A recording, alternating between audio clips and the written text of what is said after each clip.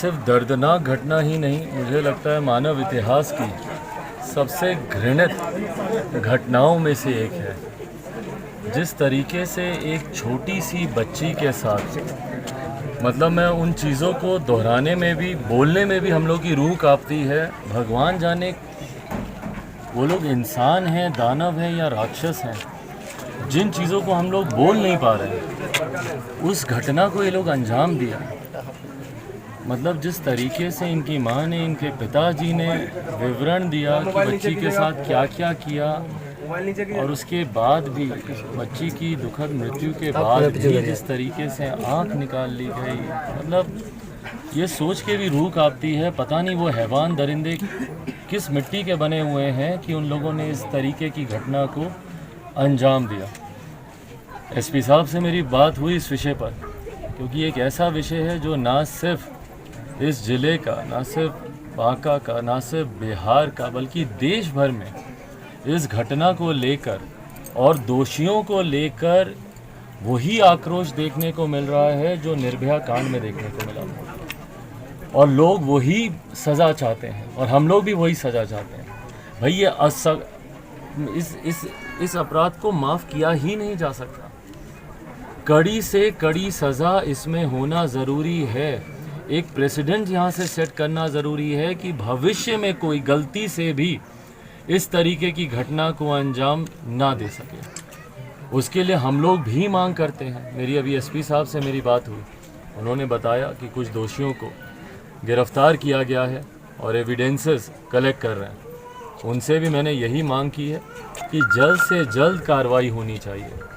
जितना समय बीतता है, एविडेंस के साथ छेड़छाड़ होती है, एविडेंस के साथ उसको बर्बाद किया जा सकता है, उसको नष्ट किया जा सकता है। फॉरेंसिक एविडेंसेस होते हैं, उसकी जो जांच हो रही है, ये सब। तो हम लोग भी मांग करते हैं कि जल्द से जल्द टाइम बॉन्ड इसकी जांच होनी चाहिए। ये नहीं कि भैया अनंत काल तक जांच ही चल रही है, कब चार्जशीट फाइल होगी, कब मैटर जाएगा, कब उन लोगों के साथ। निर्भया कांड में हम लोगों ने यही देखा, 7 साल 8 साल, सालों साल लग गए दोषियों को सज़ा मिलने में, और उसके ऊपर दोषियों को जिस तरीके से विकल्प पे विकल्प दिया जा रहा था फांसी की सज़ा से बचने का, हम लोग चाहते हैं और हम लोग ये मांग करते हैं। और मैं माननीय मुख्यमंत्री, जो हमारे प्रदेश के गृह मंत्री भी हैं, उनसे भी आज लिखित रूप में मैं ये मांग करूंगा और आग्रह करूंगा कि पहले तो स्पीडी ट्रायल हो, दोषियों के ऊपर जल्द से जल्द उनको सज़ा मिले, और ये सज़ा फांसी से कम की कोई सज़ा हम लोग को मंजूर नहीं होगी। किसी को ये सज़ा उससे कम की मंजूर नहीं होगी। जो आक्रोश है, और ये आक्रोश भैया यहीं पे नहीं है।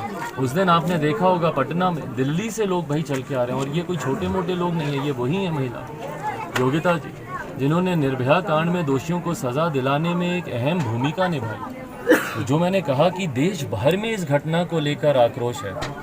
ज़रूर मुझे दुख होता है और मुझे शर्म आता है कि भैया इस घटना को लेकर जहां देश विदेश में लोग विचलित हो रहे हैं, वहीं पे हमारे प्रदेश के मुख्यमंत्री के पास इतना समय नहीं कि भैया वो मिलने 2 मिनट। आप मिलने आए तो नहीं यहाँ पर परिवार से, पर कम से कम जब उनके पिता वहाँ पर गए, उनसे तो 2 मिनट आप मिल लेते। भाई जब आप मिलेंगे तब आपको पता चलेगा कि ये घटना कितनी हृदय विदारक है। सुन के रूह कांपती है। भैया माँ का हाल देखिए, आंसू नहीं रुके हैं, निरंतरता में रोए जा रही हूँ। उस दिन स्वाभाविक है भाई, जिस बच्ची को 8 साल आपने पाला पोसा, पढ़ाया, खिलाया, और इतनी हंसमुख बच्ची, उसके साथ अगर इस तरीके से हो जाए, कौन बर्दाश्त कर पाएगा भाई? कोई नहीं बर्दाश्त कर सकता। और मुझे ताज्जुब होता है कि हमारे मुख्यमंत्री भी इतने निर्दयी हो गए हैं, उनका भी दिल इतना पत्थर का हो गया है कि एक बात गुहार लेकर, और न्याय की गुहार लेके, भाई आपसे ज़मीन जायदाद मांगने थोड़ी कोई जा रहा है, आपसे किसी तरीके की मदद हम लोग को नहीं चाहिए। हम लोग बस इतना बोल रहे हैं कि टाइम बाउंड इसकी जांच कराई जाए और दोषियों को फांसी की सज़ा दी जाए। इतना आश्वासन तो मुख्यमंत्री दे सकते हैं। प्रदेश के गृह मंत्री भी आप हैं, आप ही की ही निगरानी में ये सारी चीज़ें होनी है।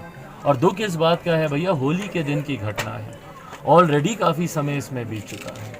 अभी भी अगर कार्रवाई तुरंत नहीं हुई तो एविडेंसेस तो इसी तरीके से डिस्ट्रॉय होते रहेंगे।